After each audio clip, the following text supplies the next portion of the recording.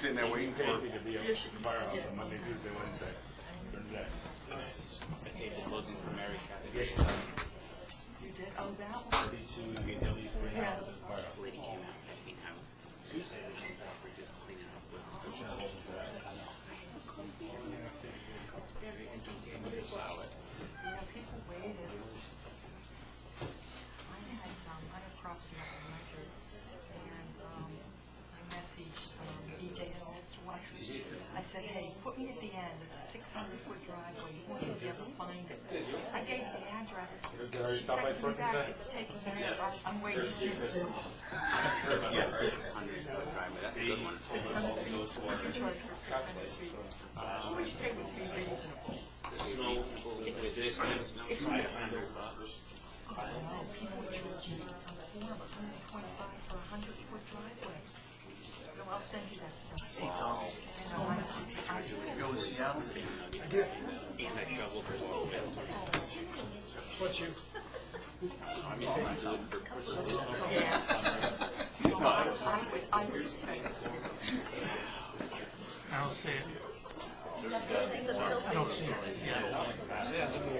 You know, I went to Seattle. Actually, you're grabbing that one. I don't see Seattle. Yeah, that one. I only Not these things. I'm really careful now with that. Once people look at mine, it's so cool. You know, And the guy who yes. It's been 2 years. call this meeting to order. Please join me in the pledge of allegiance to the flag of the United States of America and to the republic for which it stands, one nation, under God, indivisible, with liberty and justice for all. Roxanne, would you call the roll? Mr. Allen? Here.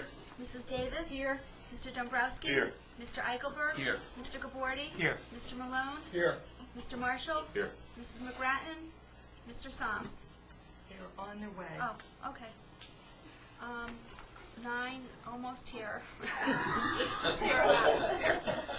Are there any resident property owners who wish to speak at this time? Any committee, commission, and board reports before we hear from Tax Assessor Paul Hopkins? Mr. Hopkins. Thank you for coming. Thank you. My pleasure. I'm Paul Hopkins, the assessor for the town, for those of you that don't know me. And today I'll give a little presentation on the town reval that's being conducted for October 1st, 2015. Wow, there's no groans. Usually when reval is brought up, there's inclinations of groans. The reval is being conducted for mainly one reason, and it's state required. The state requires us every 5 years to conduct a reval.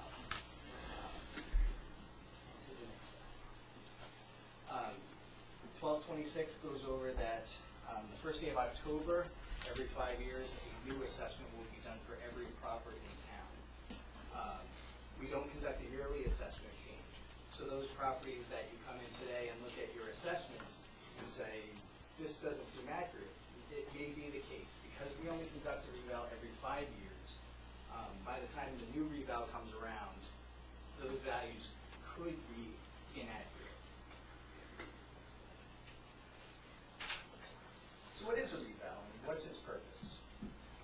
The reval's first purpose is to equalize the values in town, which means bring everything to market. With those values changing on a regular basis, you may not have properties that are close to its assessment.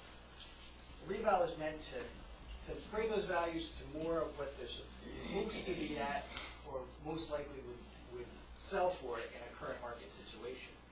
Our last reval was October 1st, 2010.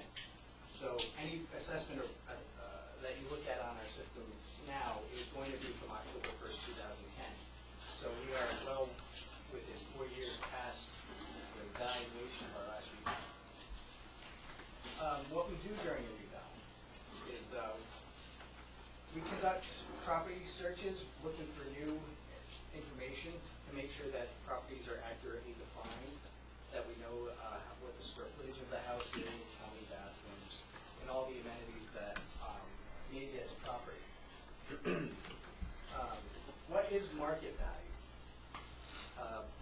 value is the price established by a knowledgeable buyer and a knowledgeable seller.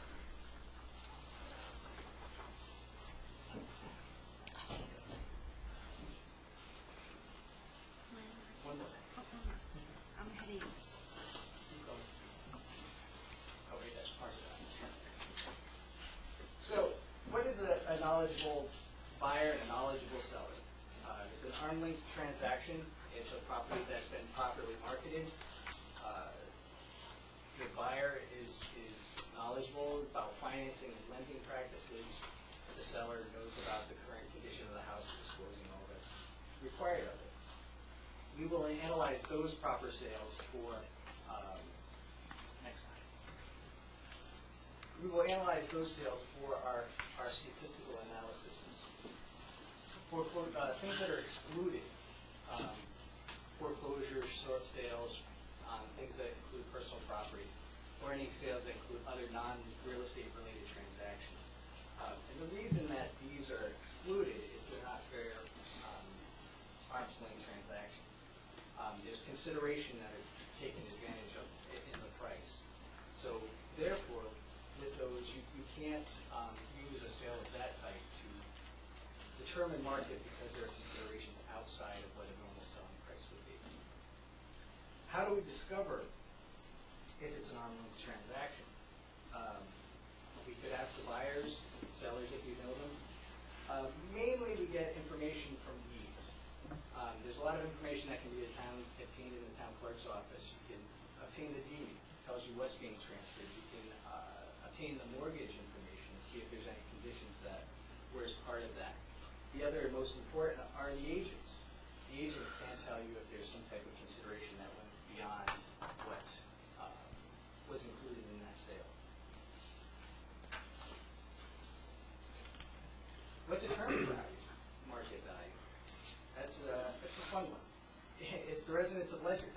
So anybody who lives here who has recently purchased property in town is going to be the people that are determining what the market values are coming to this next revaluation. I, as the assessor, it's my job to analyze those sales.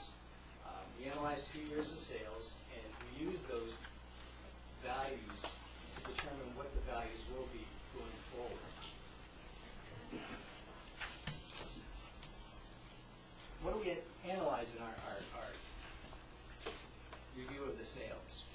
These are some of the statistical formulas that we use to determine if our values are accurate. What we do is we're analyzing sale prices in the region, specifically Ledyard, as opposed to our assessments, making sure that our values that we have for assessment purposes are similar in range to what is actually being transferred. Our sales assessment ratio is the most important. Sales assessment ratio for any sale is going to be ideally 70% of that sales price. And the reason that it's 70% is that state statute says that all assessments in the state of Connecticut will be at 70% of their market value. So what we will do is the samples on the second page. We break our sales down into neighborhoods. We break them down by square footage. We break them down by new build styles. What we do is we use these statistical means to create base pricing. And in that base pricing, what our eventual goal is to do is to try to build modeling that allows our assessments to be accurately reflected at that 70% market value. So we'll analyze the sales, which these are some sales in town. Some will be excluded, some will not.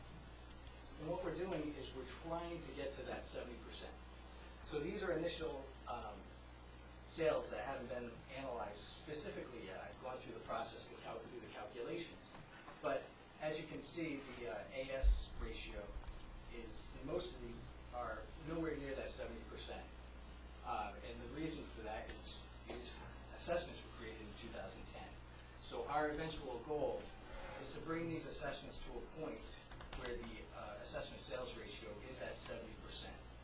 What we then do is once we have our values for our sales built We then use that modeling to spread the values throughout the entire town.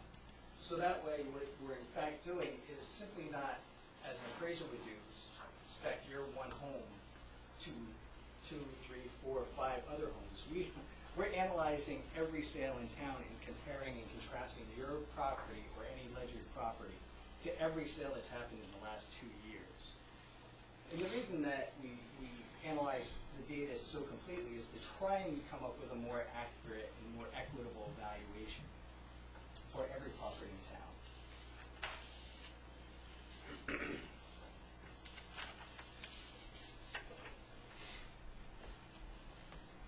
Well, how does this affect my taxes is the big question that everybody worries about. Most people's first inclination of a revaluation is my taxes are going to go up. Unfortunately, that's not the case. What a reval does, it's not directly increasing or decreasing your taxes, as it doesn't change the town's budgetary needs. Our goal with a reval, or what the resulting action may do, however, is reallocate the burden of tax. So if the normal change is on average, say 10%, and your assessment changes greater or less than that, your tax burden could increase or decrease depending on your variation from the norm. So it doesn't actually increase. In some cases, it could decrease your tax burden. Once the values are set, November 15, we'll send out notices in this case. Those notices will show your new and old assessment. If you disagree with that value, there will be an informal hearing process set up in the month of December that you can come to. During that month of December appeal, you can sit with a staff member of the revaluation company and review with them the reasons that you feel that your assessment is incorrect. We will review all appeals to that and make necessary changes if we feel so are needed. Once that's completed, we'll send you out a notice saying whether your appeal was granted or denied. If you are denied during your informal appeal, the next step would be a formal appeal with the Board of Assessment Review. The BAA, you have to apply. There's an application that can be obtained in the assessor's office, and the application period is February 1st to February 20th. They'll meet in the month of March or April, depending on the number of appeals during the reval. And again, the Board of Assessors are independent of the assessor's office and can make any determination they feel necessary. They will then notify you of any change or denial of such appeal. If you're unhappy with their decision, the next recourse is filing with the Superior Court in London. When will you see your new value take effect? We will have these done and completed for October 1st, 2015 assessment year. That will go into effect for the July 1st, 2016 tax bill. That assessment will stay the same for 5 years unless there's some other action taken on the property. So if you add or modify your home, then the assessment can be added or modified. If you simply leave your house as is, if the assessment was taken place for 5 years and added. That's the brief summary of our evaluation plan. Is there any questions? Yeah, Paul, what is the cost to do the revaluation on a 5-year basis?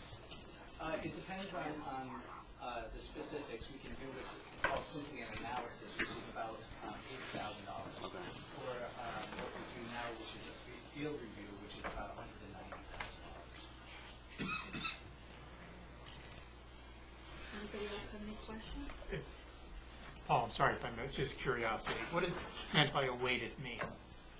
A weighted mean, unlike a mean, which is simply the average of what you're looking at, a weighted mean is the differentiate is the total sum of all assessments and the total sum of all sales. So what we're trying to do with that analysis factor is give an equal weight to every sales column. So as opposed to looking at a simple average, we're looking to get more of a townwide total sum as opposed to more of an individualized number. Okay, thank you. So, how many houses did we actually get into? I haven't calculated the total yet, but we've been tracking more so the houses that we haven't gotten into. So of all the houses that they've stopped at that I've analyzed to this point, it's seemingly we're about 600 callbacks that we needed at this point. And we probably still have about 1,500 parcels that need review. I only ask if I still don't know one person that said they had an assessor come into their house. So maybe that'll shake out here at the end. Anybody else have any questions? I think that explains it. We thank you. I know you come from a long way, so thank you for being here this evening.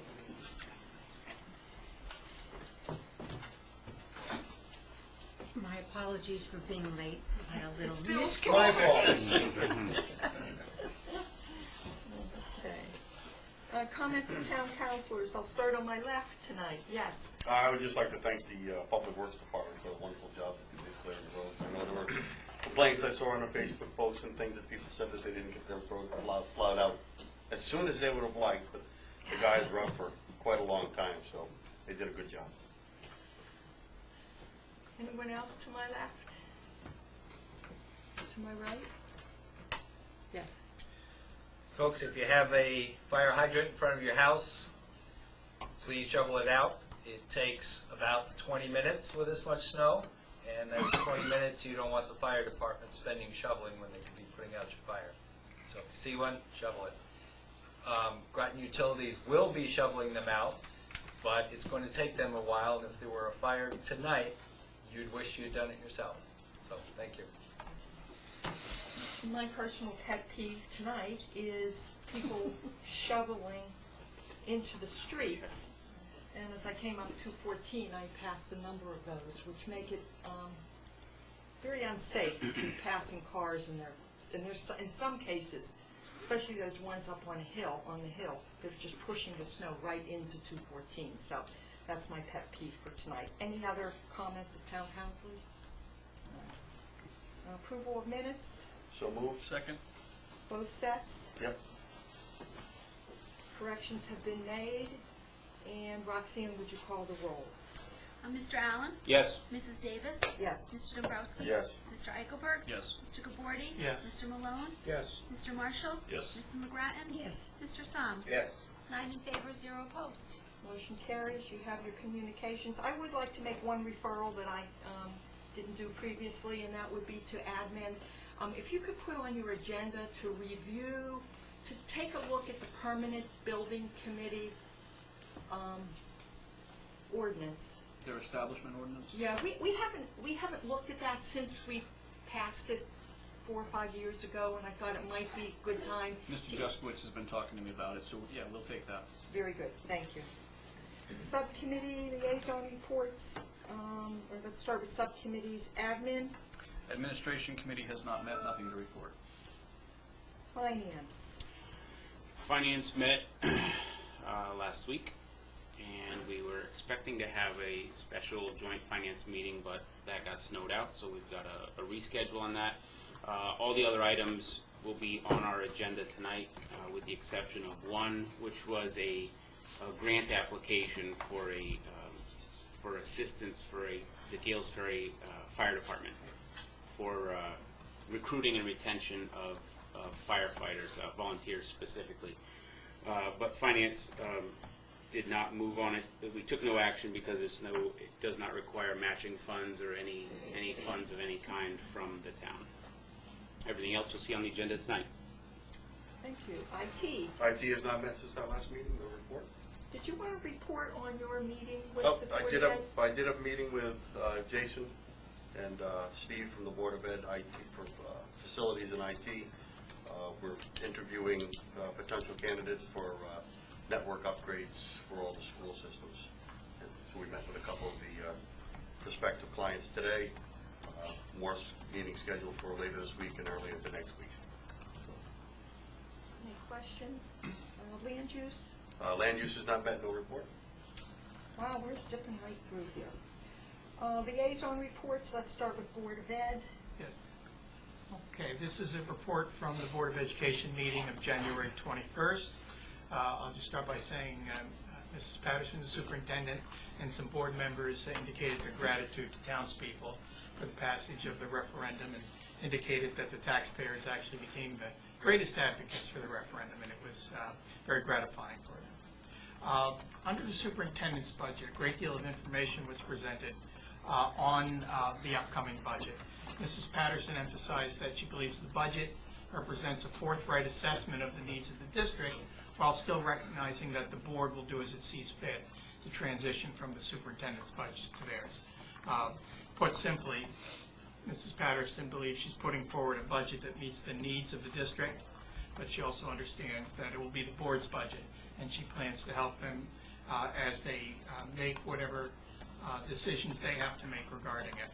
A number of the drivers were mentioned, the drivers of the budget.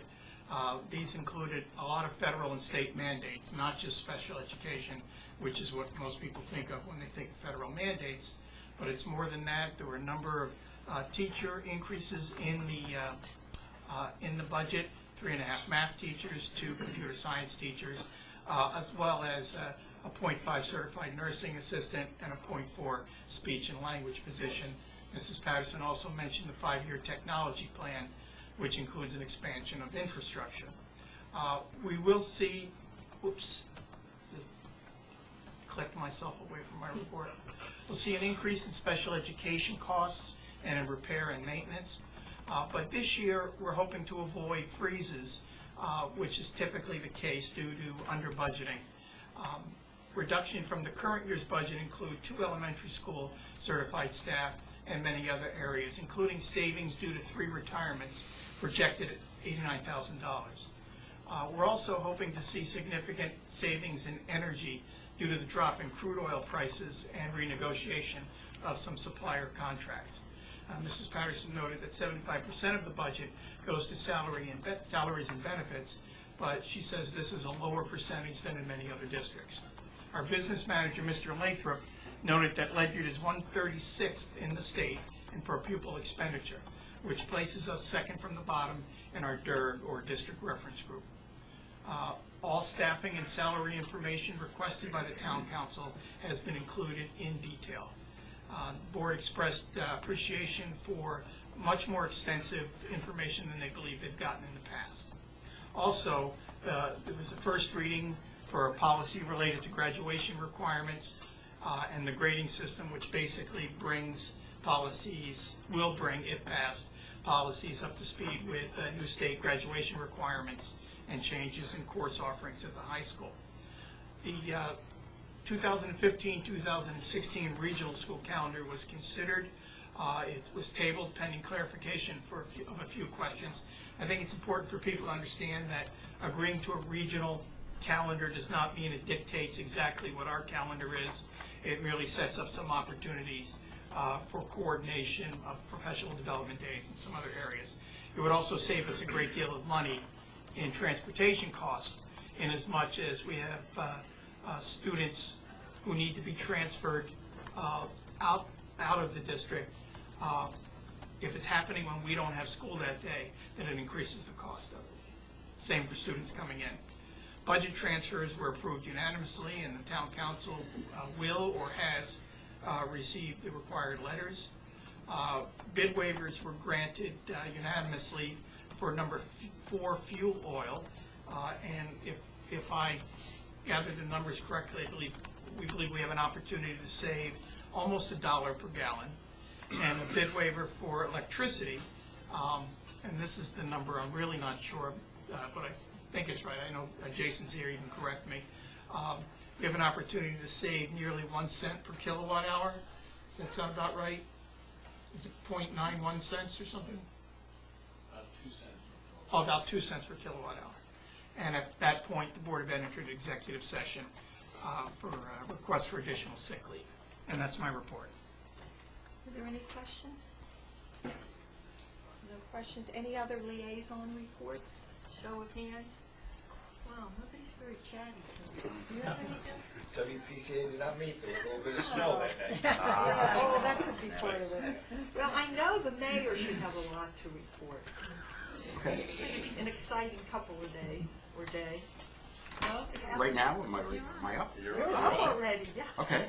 Well, I'll start with some of the mundane before I go to the sublime. Okay. Comptroller Kevin Lembo was the guest speaker at the January Council of Governments, and it was interesting that he spent most of his time speaking about the Nutmeg network that we are looking into and the need to improve internet access and speed in Connecticut.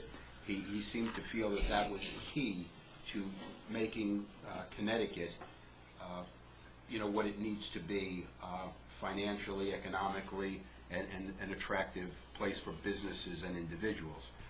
Ledyard has applied for a grant through UConn for the installation of the fiber optics that are required for this system.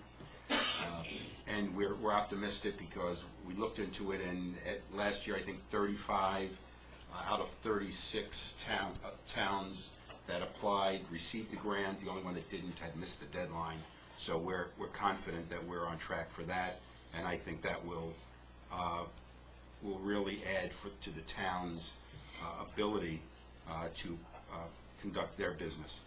He also spent some time speaking about the need and his initiative to have a more defined process for putting money into the rainy day fund. Those of us that have been around for a while understand the rainy day fund. There's just been another pot that people have used for things.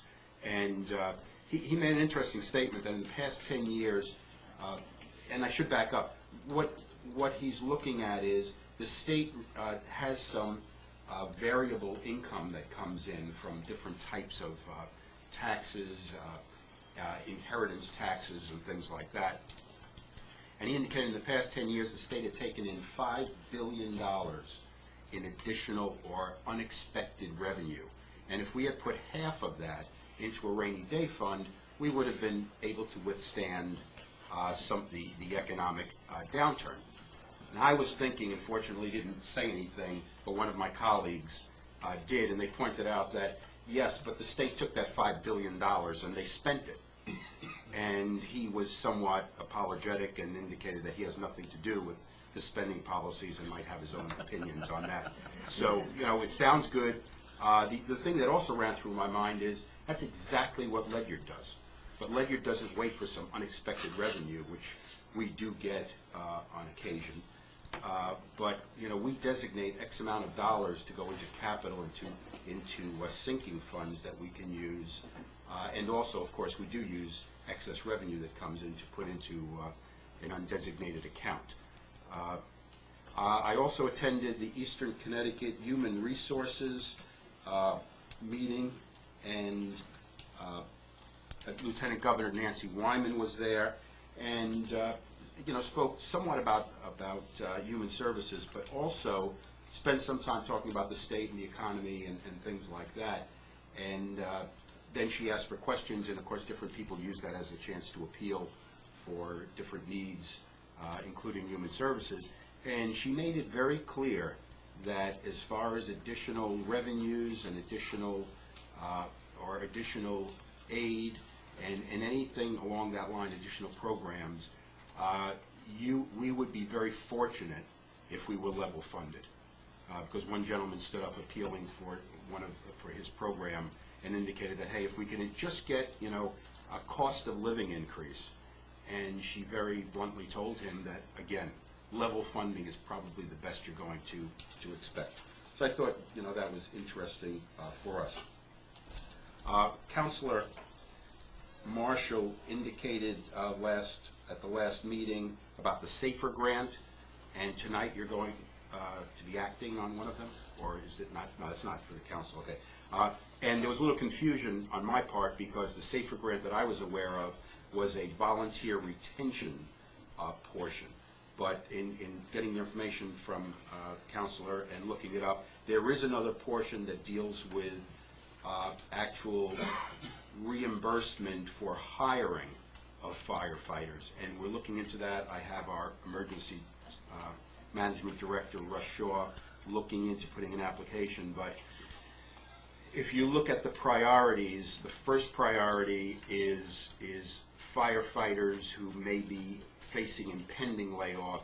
The second is those that have been recently laid off, and then the third is for hiring new firefighters. So when you read that and you put that together, you're obviously talking about cities with large numbers of firefighters that may be making reductions. You know, when you have a town like ours with 4 firefighters, you know, we're probably not ready to lay anybody off. But whereas you get cities, you know, and we've seen it even locally, where there are layoffs. But we are going to go forward with that. We have nothing to lose in pursuing that in terms of the possibility of an additional firefighter. Okay, plowing. One of my predecessors sat here, indicated once, and I never forgot the statement, that plowing of snow is all in the eye of the beholder. And at the time, it sounded good, and it certainly is, and I certainly have evidence of that. But I will say that we had a significant storm. I spent a lot of time going around town and looking at different roads. We've got a certain number of calls, texts, Facebook messages, phone calls today. But I have to say that overall, people were very patient. I think the fact that people were home, knew that they weren't missing work or activities because everything was canceled. Really, and the calls that we did receive, and were pretty polite for the most part.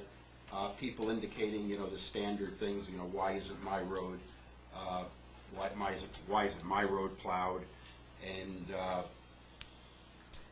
I certainly joined in that chorus late last night too, to wonder about that. But anyway, I did travel around town, and I will say that our roads varied, from excellent to good, and then there was one area that was unsatisfactory. And we know some of the reason for that. We were already working on that by the end of the day. We do have a new highway superintendent, and he's learning the ropes a little bit, and the timing on that was a little difficult, but certainly we're giving him as much help as we can. We did bring in extra help, but there were some things that were working against us, and the problem was, as all of you know, because you were all here, we did have significant snow during the evening. It kind of let up in the morning, and then, at some point during the evening, they had to stop plowing because, they were just being blinded. The visibility was just so low, it was difficult to plow. And then, of course, you had the wind, which moved the snow around. And much of what you're seeing on many of the roads on the sides, almost all of the roads you go down, the center of the road is very good. But the edges are bad. And the problem with the edges are that, the snow blows. Keep in mind also, I know that the state roads were in pretty good shape, or better shape certainly than our back roads were. And I'd love, any day the state would like to swap state roads for our local roads, I'd take that in a heartbeat. But keep in mind that the only thing that turns a white road black is traffic and salt and sunshine. So you get onto our back roads, you cannot plow a road black. So people were calling during the day saying, my road still has snow on it, and you had to tell them bluntly that, there's nothing we can do about that. It's just the amount of traffic you take. I also noticed that one of the bigger problems was the roads get very narrow, because when you think of it, you easily lose a foot on either side, only because you really can't, while you're doing your normal plowing, push that snow back. As you go further, the snow gets higher and higher, and it's tough to plow, 2 or 3 feet of hard snow as you're going down the road. So we had that. There were 2 things that I did observe. We still have some problems with it, and that is corners. If you look at corners and you look at streets that come out onto main roads, that road is always going to be a problem, because if you think about it, the plow comes along from a state road, or the plow comes along from a main road, throws the snow onto the street just like it would a driveway, and there's no way really to put that snow anywhere. Even if they go in and plow, you can't plow that snow out onto the road. So the corners are a problem. The worst corner this morning was the intersection of two state roads, which was right in front of the post office. You know, as you know, the turn lane is completely solid with 6 feet of snow, and there was a 6-foot pile there, a blinking light, and you had a pile on both sides you couldn't see around. So that's very difficult corners. We have them, some of the roads in Ledyard, where you literally have to crawl out into the road to see before you can go. The other thing is cul-de-sacs, which, you know, there's a beauty to living on a cul-de-sac. I live near a cul-de-sac. They're wonderful places until it snows and the plow goes up the street. There is almost nothing you can do to plow a cul-de-sac effectively. And many of our cul-de-sacs in older neighborhoods, like Algin Heights and Christie Hill, have very small cul-de-sacs. You're going to end up dumping more snow than usual in the driveways. And again, there's absolutely nothing the town can do about putting snow in your driveway when they're plowing. So, but, you know, again, in the eye of the beholder, it's funny, at the town hall, there are 3 individuals that come down the exact same road in the morning to get to the town hall. One of them came to me just, you know, that road, you got to do something about it. And I spoke to the other 2, and they were like, well, there was no problem with that road. The road was fine. So you talk to different people. I went out on some of the roads that people had complaints about, and most of them looked fine.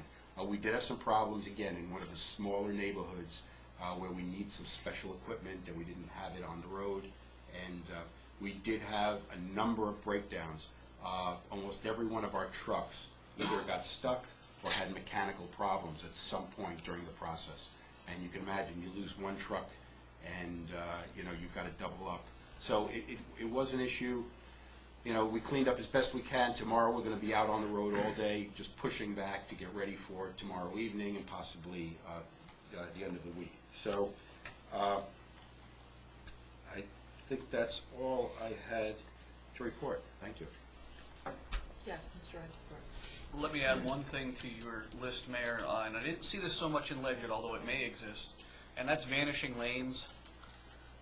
If you happen to be traveling on a road where there are 2 lanes on each side of the yellow line, there are some places where the outside lane suddenly disappears. And if there's a car next to you, that becomes a problem real fast. So keep that in mind. Again, I didn't really see it in Ledyard, but I did see it in several places as I was out and about today. Any other questions or comments for the mayor?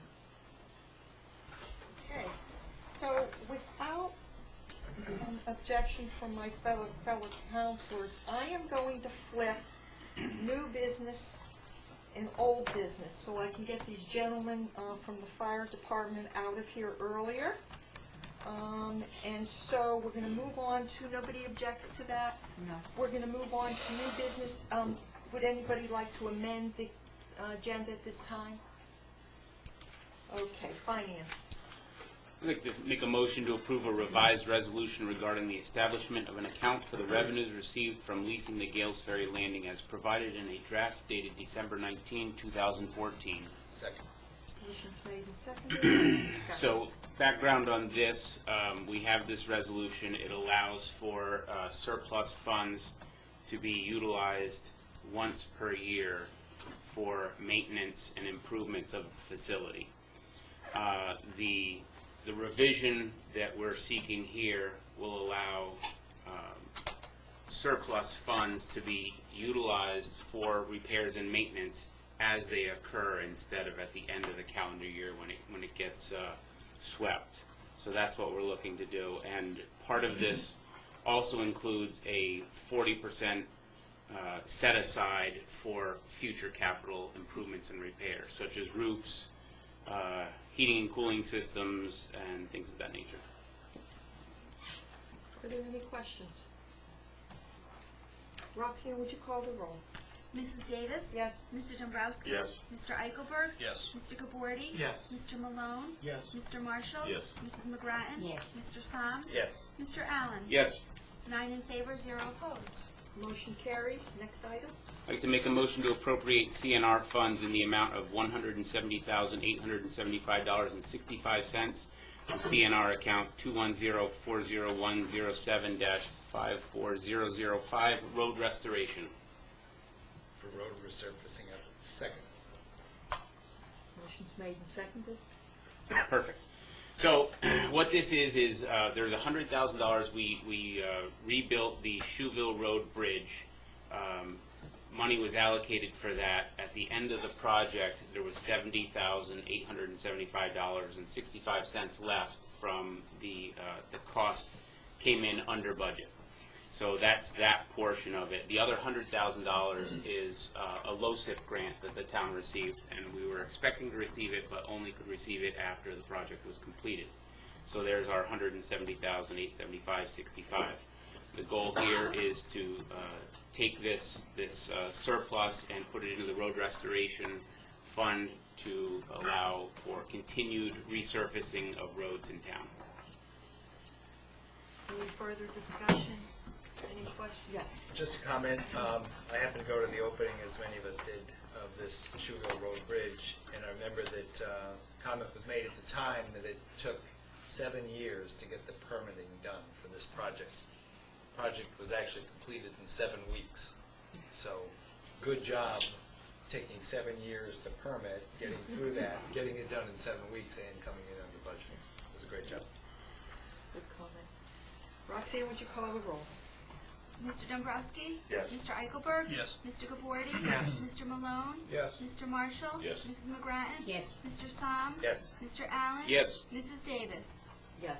9 in favor, 0 opposed. Motion carries. Next item.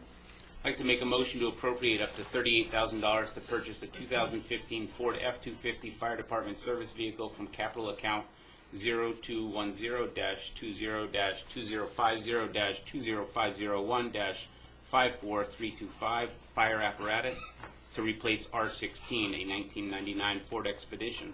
In addition, grant a bid waiver to Whaling City Ford of New London in the amount of up to $38,000 to purchase a 2015 Ford F-250 truck. Second. So the Ledyard Fire Department has this in their plan for replacement vehicles this year, actually. And the 1999 Ford Expedition that's being used, actually it isn't being used anymore. It was decommissioned because it was having some issues. Was secured as a used vehicle, and it's seen its better day. So the time has come to replace this vehicle. Chief Doucette and the other gentlemen here have done an outstanding job of pricing out the different options. They looked at the state bid price, and they were able to get a price substantially better than the state bid price through a local dealership, being Whaling City Ford. So the only issue that we had with this situation is that $35,000 was appropriated and ready to be spent for this vehicle. It comes in at $38,000. So what we're looking to do is make up the $3,000 difference in one of the off-year capital set-asides. Any questions? Oh, and one more thing. The old vehicle's I believe it's already in the auction pool. It is. Okay. Any questions? So that would help make up for the We hope so. Roxanne, would you call the roll? Mr. Eichelberg? Yes. Mr. Gabordi? Yes. Mr. Malone? Yes. Mr. Marshall? Yes. Mrs. McGrattan? Yes. Mr. Soms? Yes. Mr. Allen? Yes. Mrs. Davis? Yes. Mr. Dombrowski? Yes. 9 in favor, 0 opposed. Motion carries. Okay, so gentlemen may leave. Good job. And at this time, we're going to move on to old business. I'll entertain a motion to remove the item from the table. Make a motion to remove from the table the motion to reject the contract between the Board of Education, Ledyard Administrators Association contract for the period July 1, 2015 to June 30, 2018. Second. Motion's made and seconded. Roxanne, would you call the roll? Mr. Gabordi? Yes. Mr. Malone? Yes. Mr. Marshall? Yes. Mrs. McGrattan? Yes. Mr. Soms? Yes. Mr. Allen? Yes. Mrs. Davis? Yes. Mr. Dombrowski? Yes. Mr. Eichelberg? Yes. 9 in favor, 0 opposed. Motion carries. Would you like to make the next? Sure. I'll make a motion to enter into executive session for the purpose of reviewing records, reports, and statements of strategy or negotiation with respect to collective bargaining pertaining to the contract between the Board of Education and the Ledyard Administrators Association contract for the period of July 1, 2015 to June 30, 2018. This action is taken without prejudice, and the Town Council's right to discuss in private strategy and/or negotiations with respect to collective bargaining pursuant to Connecticut General Statutes, Chapter 14, Section 1-200 and 1-210B. Present will be members of the Town Council, the Mayor, the Superintendent of Schools, and the Board of Ed. Did I miss anyone? Mr. Lathrop, And- Mr. Yes, thank you. And Steinhoff. Mr. Lathrop and Mr. Don Steinhoff. Anyone else? Jen And Byers. Dr. Jen Byers. The motion's been made. Was it seconded? Second. Roxanne, would you call the roll? Mr. Malone? Yes. Mr. Marshall? Yes. Mrs. McGrattan? Yes. Mr. Soms? Yes. Mr. Allen? Yes. Mrs. Davis? Yes. Mr. Dombrowski? Yes. Mr. Eichelberg? Yes. Mr. Gabordi? Yes. 9 in favor, 0 opposed. Motion carries.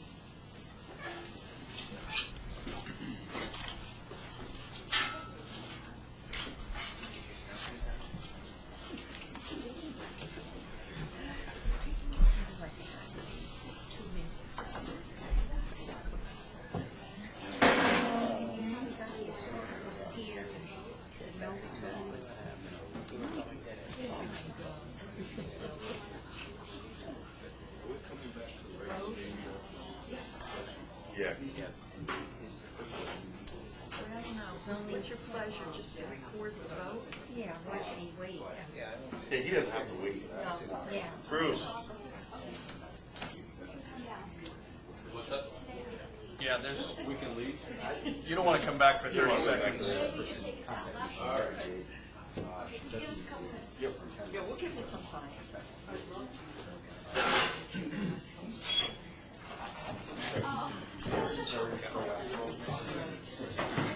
Where?